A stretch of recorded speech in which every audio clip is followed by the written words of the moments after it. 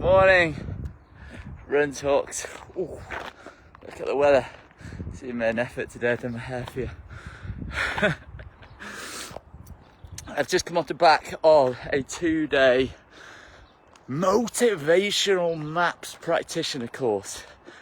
I was actually already qualified in it. It was more of a refresher, but it was so good to be in a room with other human beings. It's when I'm at my best. It's when I'm just flowing and ideas are coming to me. I'm creative, I'm engaging, I add value to people's lives. It's just super powerful, and I felt the need to shoot this video today to really talk about, probably I'd say, doesn't matter whether you're running a business or you're working a job or you're in a relationship.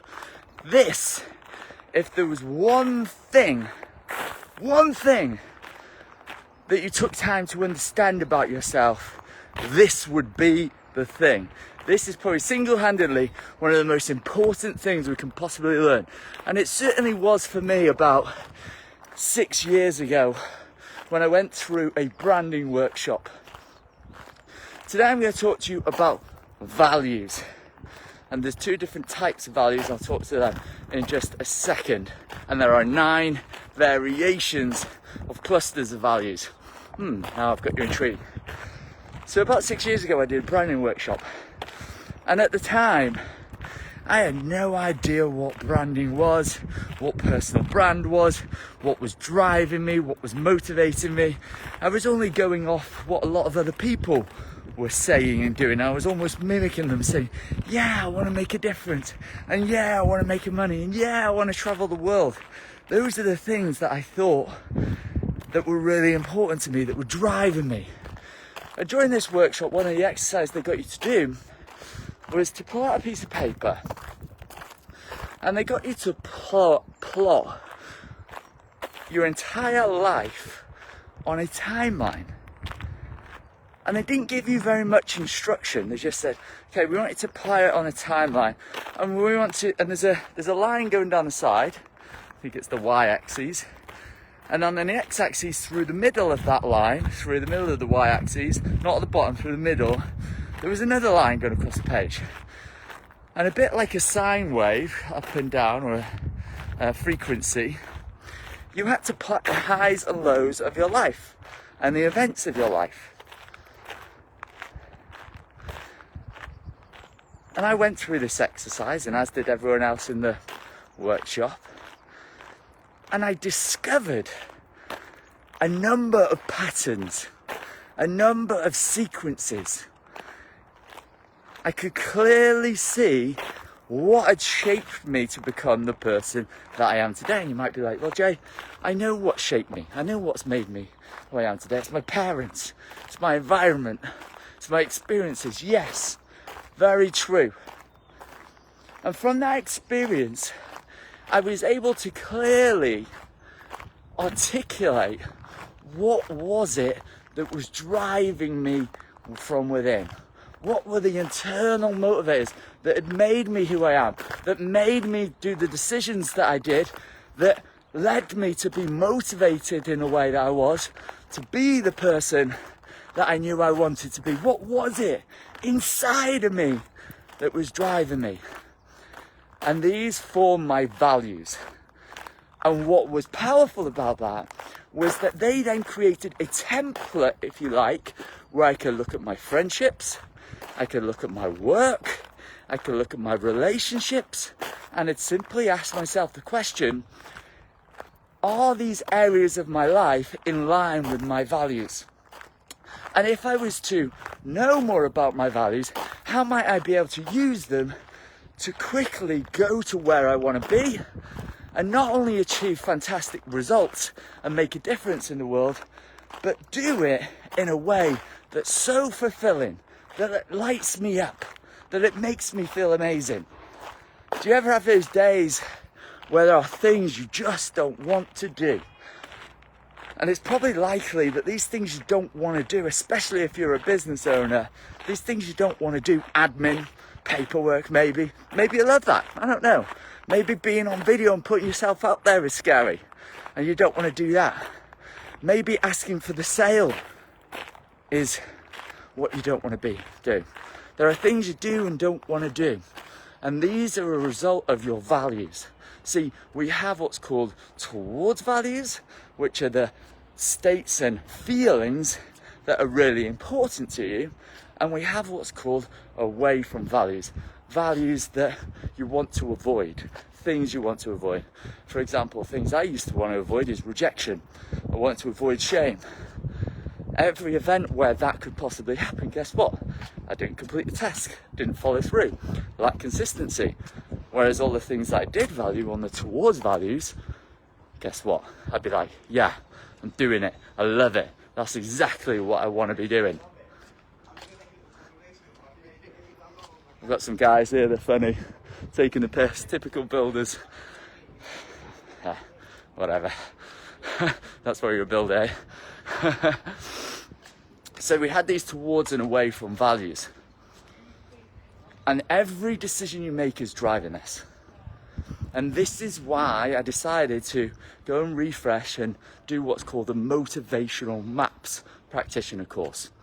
And what this allows you to do, in just 10 to 15 minutes, you can identify exactly what is driving you, what are the things that are leading you to make decisions, what are leading you to avoid or to move towards, what's leading you to have made and created the life that you've absolutely created for you. But most important of all, and I think this will be really important to you, is you can start to identify why you're not fully realizing your potential, why you're maybe not making the difference that you really want, why you maybe haven't made the amount of money that you really want, had the level of success that you really wanted for yourself, why you don't have the freedom you want, why you don't have the creativity you want. It's like one of the most powerful tools I've ever experienced. And the only way to really get this to you is to share it with you. And the only way you can do that is by completing what's called a motivational map. I can talk to you about the 9 motivators, sure, and I'll quickly go through them now so you've got them. But the most powerful way, and I'm not trying to settle you on this here, I just believe everybody should do it. There are statistics out there that suggest 90% of the workforce in Western society is unfulfilled. 90%. That's probably why a lot of people jump into business. But guess what? If you jump into business and you don't understand your internal drivers, your internal motivators, you're going to find yourself self-sabotaging, messing it all up for yourself. Because you might have away from values, or you might have towards values that are on a different order than what you need to be in business. So here are the 9 motivators, and I'll run through them quickly. The first motivator, this is me. Searcher. Searcher is all about meaning, purpose, making a difference, creating change in the world. This is what Searcher is all about. And what is meaningful to me will be different to you. I love to serve people, add value. I love to help people break through the things that are holding them back so they can create the level of happiness, fulfillment, joy, aliveness that they really crave in themselves. Second one, spirit. This is my number 2. These are called growth motivators. These, by the way, very focused on growth, which poses its own challenges. Spirit is all about autonomy. It's about freedom. It's a bit rebel-esque. It's like, doesn't like being told what to do.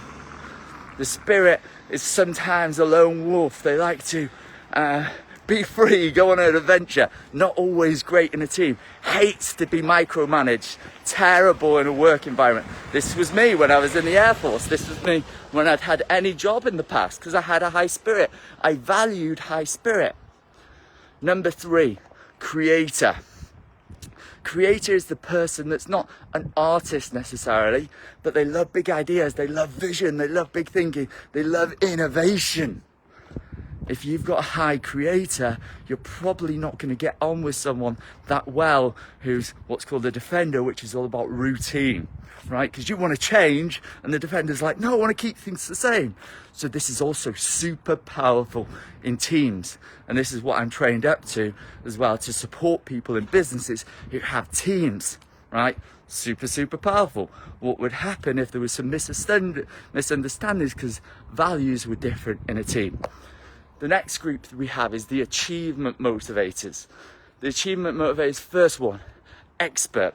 I am a high expert, which means that I love to learn. I'm always hungry for information. I'm reading books. I've got loads in my house. I'm on seminars. I'm hungry to learn about people. I'm curious. I want to know about you. I want to know what lights you up. I want to know the things that make you tick. I want a thing that drives you. I want to understand your motivators so then I can support you in my top value, which is to make a difference and contribute. You're starting to get a hang of this, right? The next one in the achievement motivator is builder. Builder is very much achievement focused, likes a higher than average way of life. Some people might call this person materialistic, and they're often misunderstood. They say they're all about the money. They like to earn money so they can buy the things that are important to them. The nice cars, houses, clothes, the watches, whatever it is. But it isn't to impress you. Those are just insecure people. They do it because it's recognition of the work they've put in, how hard they've done. They've proved it to themselves that they deserve it. This is the builder. Imagine if you're the type of person that has a very low builder on your motivational map and you're in business, but you have a high searcher, which means you want to make a difference. Can you see where there might be a potential conflict there? You're going to probably have no money. You're probably going to be charging people nothing, and you're going to be making a difference, which is going to make you feel good. But you're not going to be able to help the people you really want to because you have no funds. So using something they call NLP, and I am one of the very few people in the world who's qualified in these two areas, by the way. I'd hazard a guess, I'm probably the only person in the world, no, I definitely know, I'm the only person in the world doing what I do with those two skill sets, with NLP and motivational maps. Powerful, powerful combination. Where's it going? Right, learner, builder. Next one we have is called, it slipped my mind. It's the person in charge. It's the person in charge. Come on, trust my unconscious. It's coming, it's coming, it's coming. I'm going to revisit that one. I'll move on to the next cluster. The next cluster is what we call the relationship cluster. The relationship cluster, first one, star. This is the person that loves recognition. They love to win awards. They like people to know they're good at what they do, and they love to be good at what they do. This is the first in the relationship factors. Have you ever found someone who just likes to be told what to do all the time? And told they're great at what they do all the time, and they just want validation. They just want people's approval. This is what's called a star. Then we have a friend. A friend is the next one. These are the type of people who like to feel like they belong. They want to be part of something. They like these relationships. They're the type of people that actually know everyone's birthdays, know their kid's name, knows their partner's name. They remember crucial information. These types of people are great in customer service, as an example. Really friendly, supportive, that type of person. The next one up in the relationships is the defender. Now, the defender is the type of person that typically works a job, but they can also be motivated by money because it's motivated out of a place of fear. Because this type of person loves security, safety, certainty, routine. They do not like change. You can imagine running a business as a defender. That's going to pose some problems for you, maybe. I don't know. What if you've got a series of spirits in your business team, and then you have a load of defenders as well? Do you think they're going to get on that well? Or lots of creators and lots of defenders. Creators want massive amount of change. Defenders don't want to change. They like to keep things the same, what they know, certain about. And then the last one, which I just remembered, which was in the achievement motivators, is director. Director is all about, they like to be in charge, often a CEO of a company. They're the type of person that like to influence others. You might say they like to have power over other people. And so imagine if you have two directors in the same company, one's in charge and one's not. Do you think they're going to get on? They can get on, but there might be some resistance there, let's say. So this is super, super powerful. And I've just give you a tiny snippet of the examples of how this can conflict, whether it be in business, whether it be in your relationships. I'll give you one last example. In my relationship with Vicky, she's a high defender. So she loves a certain amount of certainty. She's motivated to achieve money so that she can have a certain level of certainty and safety and routineness. Morning, Tim. I am very motivated by making a difference, having freedom and learning. Can you see where there might be a conflict if that isn't navigated and managed appropriately in my relationship? See, I want to go and take on the world. I want to go and make a difference. I want to go here. I want to go there. I don't want to be tied down. I don't want to be told what to do. I want to be out there learning about people, growing and expanding myself, helping expand other people's lives, awareness, helping them to grow. And my partner's like, well, we need a plan for that. We need to make sure we're certain of finances. We need to make sure we're certain of what you're going to be doing and that kind of thing. And I'm like, fuck the plan. I just want to go.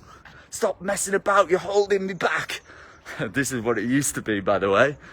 And I do wild things, irrational things. I take risks. So, for example, I announced, we had one small conversation. I announced on social media, we're going traveling the world. And then that was in stone. And she's like, what the hell? Going into a place of meltdown. Now it turns out she needed my leadership in that to support her in going there. Because she might never have traveled because she was too safe. She was always looking for certainty. But you can see that if we would have understood each other's motivators, we might have been more considerate in the way we approached it. And then as a result, we created a win-win for both in a way that was far less stressful. So you can see when you understand motivational maps, it's super, super powerful. And I promise you, when you get this, especially if you run your own business, you'll only focus on your zone of genius and the areas in your life that fulfill you, that motivate you, that light you up to take committed action every single day. And if you're watching this and you're like, Jay, this sounds amazing, I want to complete a map, come and have a conversation with me. I can support you in that, and I offer a debrief afterwards. It takes about 10 to 15 minutes to complete the map, series of questions, and then we'll do a 1 hour debrief after that. I love this shit, and I think everybody should do it. So reach out to me if it's something you're interested, and we'll go from there. Until tomorrow, live with purpose, love deeply and fully with all your heart, and laugh every single day. See you later, guys.